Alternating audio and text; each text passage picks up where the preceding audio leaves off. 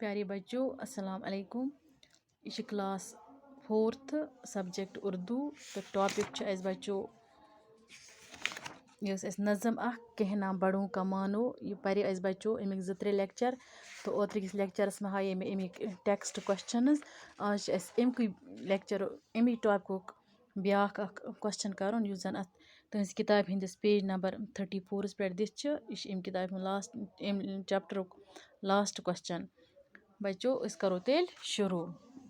Question number 5 यह बच्चों पे दिख नोट बुक में लिखिए यह तुम पन्नी कापी पे लिखुन।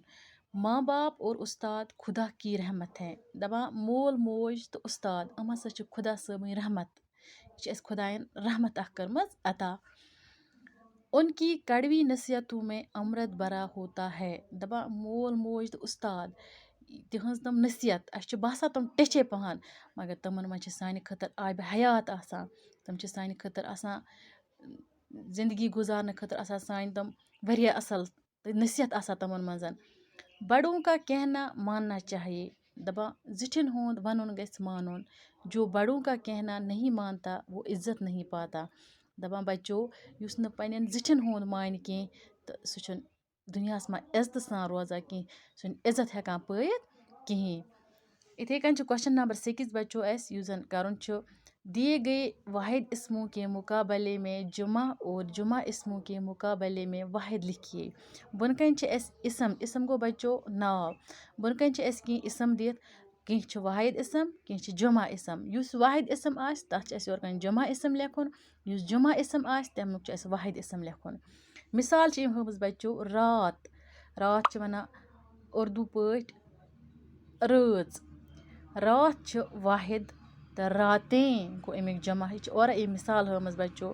इथे कन बात बात गई कत यह वाहिद इसम अमुक जमा इसम लिखुन यह गो बातें गई वारिया कत बात गो अख कत बातें गो वारिया कत। दवातें यह जमा इसम अमुक वाहिद इसम यी दवा। लकीर गई रुख कन यह सा गई लकीर तो लकीर वाहिद अमुक जमा यी लकीरें।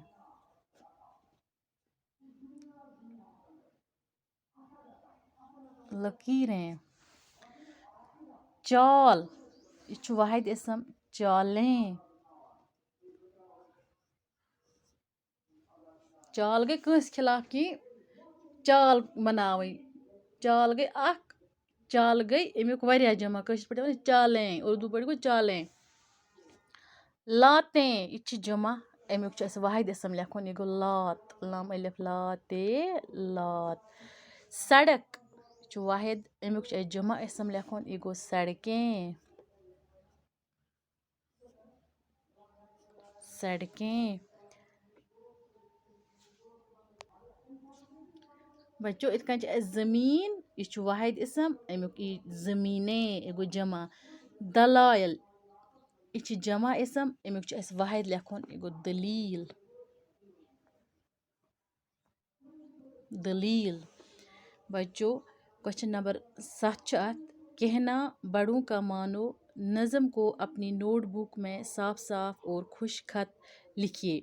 बच्चों इस ये नज़म पर कहना बड़ों का मानो यह तुम पे कापी पे लिखन साफ साफ तो खुश खत असल पे लिखन पे कापी पे। यह बच्चों अथ सत मकलो यह चैप्टर ते पढ़ तो बच्चों मे उम्मीद कि तुम हूँ अमिक क्वेश्चन पे कापी पे दर्ज कर बे लिखो तुम अमिक पेज अख तो बिहु वनकस तुह रबस हवाल मे दियो इजाज़त अस्सलाम वालेकुम।